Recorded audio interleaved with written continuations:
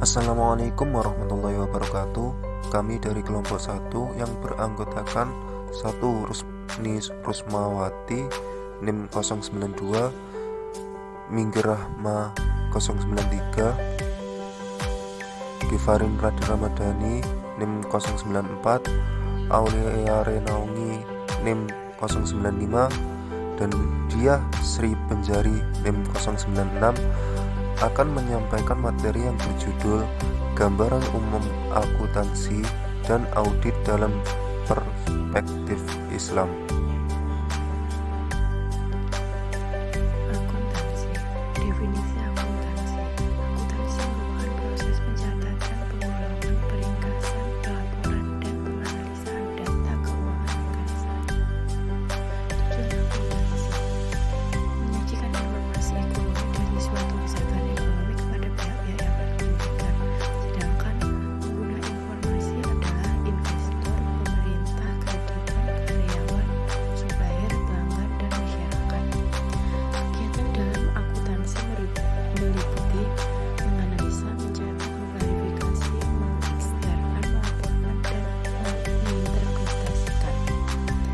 Pembagian akuntansi. Akuntansi dibagi menjadi 2, yaitu akuntansi keuangan. Tujuannya menghasilkan laporan keuangan untuk pihak-pihak luar manajemen perusahaan. Akuntansi manajemen. Tujuannya untuk menghasilkan informasi untuk kepentingan manajemen. Profesi akuntansi. Akuntansi merupakan akuntan yang bekerja pada perusahaan. Itu disebut akuntan perusahaan. Yang kedua, akuntan politik. Akuntan politik adalah akuntan yang bekerja di bidang politik. Akuntan pendidikan. Bidang akuntansi yang tergeluti oleh para akuntan yang mengajar di lembaga-lembaga pendidikan seperti universitas dan lain-lain. Untuk materi yang selanjutnya yakni tentang audit.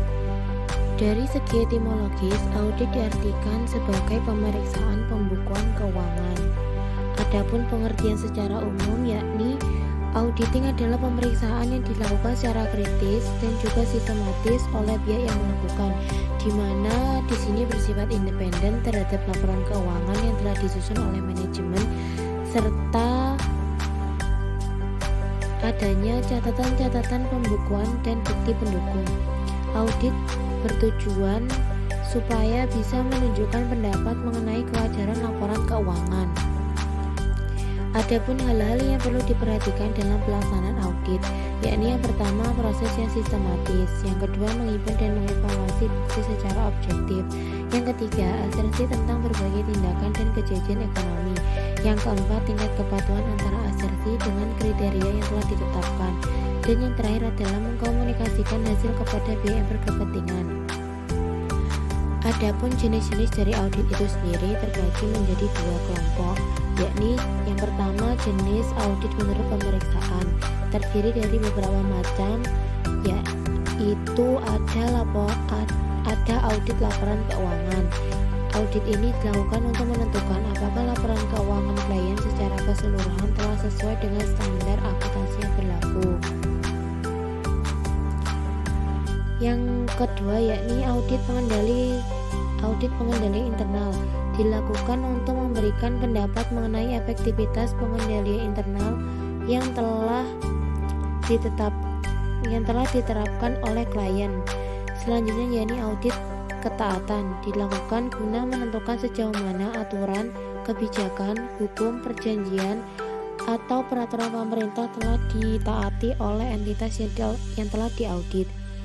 Selanjutnya yakni audit operasional, dilakukan untuk mereview sebagian atau secara keseluruhan kegiatan organisasi dalam rangka mengevaluasi apakah sumber daya yang tersedia telah digunakan secara efektif dan efisien.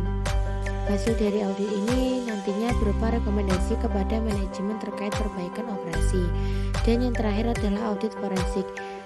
Audit ini dilakukan untuk mendeteksi atau mencegah aktivitas kecurangan yang ada. Yang kedua yakni jenis audit berdasarkan luas pemeriksaan. terdiri dari dua, yakni audit umum dan audit khusus. Audit umum yaitu pemeriksaan yang dilakukan berdasarkan standar profesional akuntan publik dengan memperhatikan standar kode etik akuntan publik. Selanjutnya yakni audit khusus, merupakan pemeriksaan yang diminta oleh suatu perusahaan untuk ruang lingkup tertentu saja. Misalnya perusahaan ingin mengaudit divisi keuangan saja untuk memeriksa laporan pengeluaran kas perusahaan. Selanjutnya yakni ada standar auditing. Standar auditing terbagi menjadi dua. Yang pertama yakni standar profesional akuntan publik atau biasa disingkat dengan SPAP. Merupakan acuan yang ditetapkan menjadi ukuran mutu yang wajib dipatuhi oleh akuntan publik dalam pemberian jasanya. SPAP ini berupa buku yang berisi kodifikasi berbagai standar yang disusun oleh Dewan Standar Profesional Akuntan Publik dan aturan etika kompartemen akuntan publik. Adapun macam-macam standar profesional yakni ada standar auditing, standar atestasi, standar jasa akuntansi dan review, standar jasa konsultasi, dan standar pengendalian mutu. Selanjutnya yakni standar audit atau disingkat SA yang berbasis International Standard of Auditing atau ISA.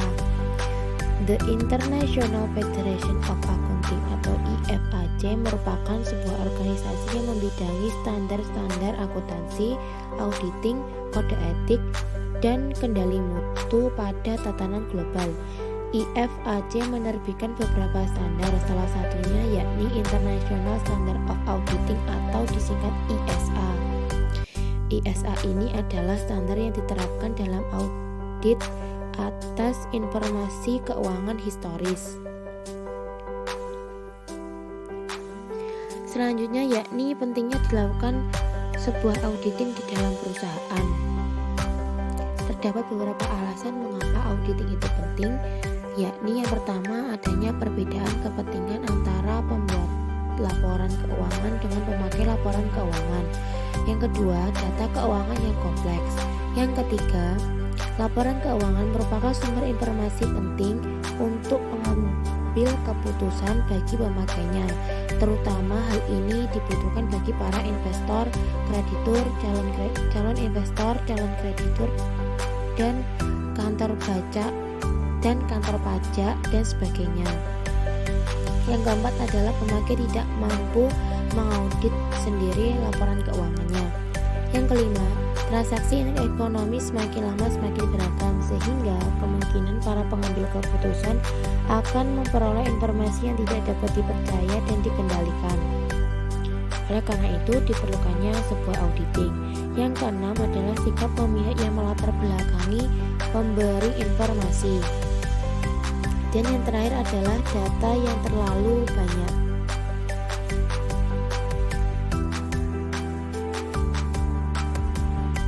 Materi selanjutnya adalah auditor.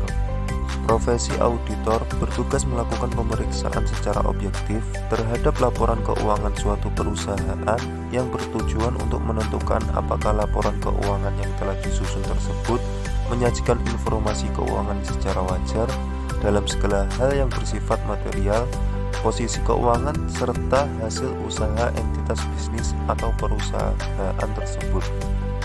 Jenis auditor ada 3. 1.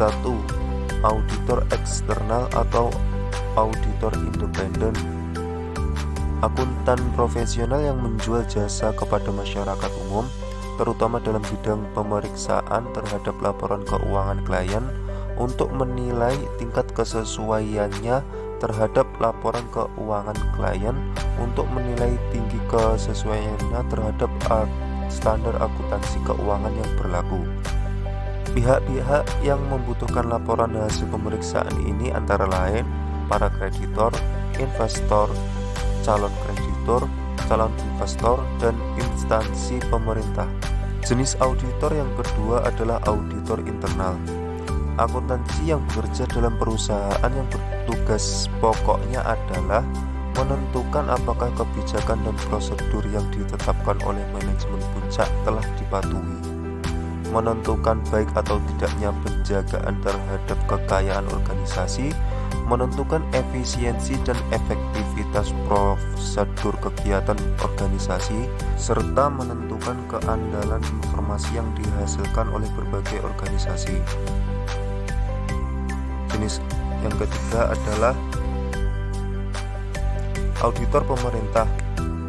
Akuntan profesional yang bekerja di instansi pemerintah yang tugas pokoknya melakukan pemeriksaan terhadap pertanggungjawaban keuangan yang disajikan oleh unit-unit organisasi dalam pemerintah atau pertanggungjawaban keuangan yang ditunjukkan kepada pemerintah. Yang termasuk ke dalam auditor pemerintah yakni Inspektorat atau APIP dan Badan Pemeriksa Keuangan atau BPK. Sejarah dan perkembangan audit perspektif syariah. Akuntansi adalah suatu pengetahuan yang memang telah dianjurkan oleh Allah Subhanahu wa Ta'ala untuk diterapkan oleh manusia. Laporan keuangan merupakan hal yang patut dilaksanakan untuk menjamin kebenaran atas laporan keuangan tersebut dan tidak merugikan atau menimbulkan musibah bagi yang menggunakan informasi atas laporan keuangan tersebut. Dapat memahami bersama bahwa proses akuntansi maupun auditing merupakan anjuran yang turun dari wahyu Allah Subhanahu wa Ta'ala. Dengan adanya anjuran tersebut, maka perkembangan ilmu dan kebijakan modern membawa adanya kewajiban untuk perusahaan tersebut untuk memberikan jaminan kepada stakeholder terkait kehandalan laporan keuangan melalui proses pemeriksaan atau auditing. Proses auditing dilakukan oleh seseorang yang kompeten dan independen. Kompeten di sini berarti harus memiliki pengetahuan baik terkait proses auditing maupun karakteristik perusahaan yang diperiksa. Perkembangan pengetahuan dan praktik audit sendiri terus memberikan kontribusi bagi dunia perekonomian. Namun dengan semakin berkembangnya berbagai entitas dunia, maka ilmu audit perlu melakukan beberapa penyesuaian terkait dengan praktik audit. Entitas syariah memiliki produk dan ketentuan yang jauh berbeda dengan konvensional, sehingga proses audit yang diterapkan pada entitas syariah jelaslah berbeda.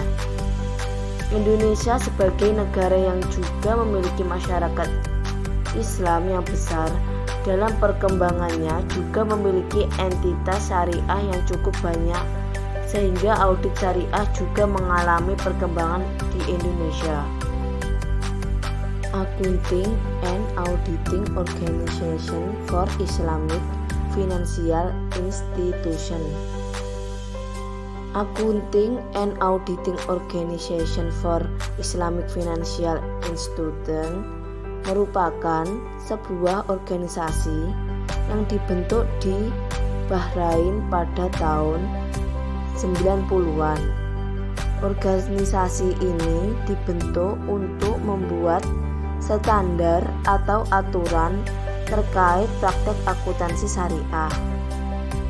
Disebutkan bahwa AAOFI telah membuat pernyataan terkait standar syariah. Pernyataan tersebut salah satunya mengatur mengenai audit syariah. Dalam pernyataan tersebut terdapat 5 hal yang diatur, diantaranya adalah 1. Objective and Principles of Auditing. 2. The Auditor Report. 3. Terms of Auditing Enactment. 4. Syariah Supervisory Board. 5. Syariah Review. Saya, Destri Kendari, akan menjelaskan mengenai tantangan audit syariah. Dalam perkembangan audit syariah juga mengalami tantangan dan peluang. Beberapa penelitian telah membahas mengenai hal ini, di mana dalam penelitian Udin tahun 2003 dipaparkan bahwa debat terkait dengan audit syariah terjadi karena keinginan semua pihak untuk mengusung fungsi audit yang ideal. Perdebatan tersebut memfokuskan pada 4 hal, yaitu 1.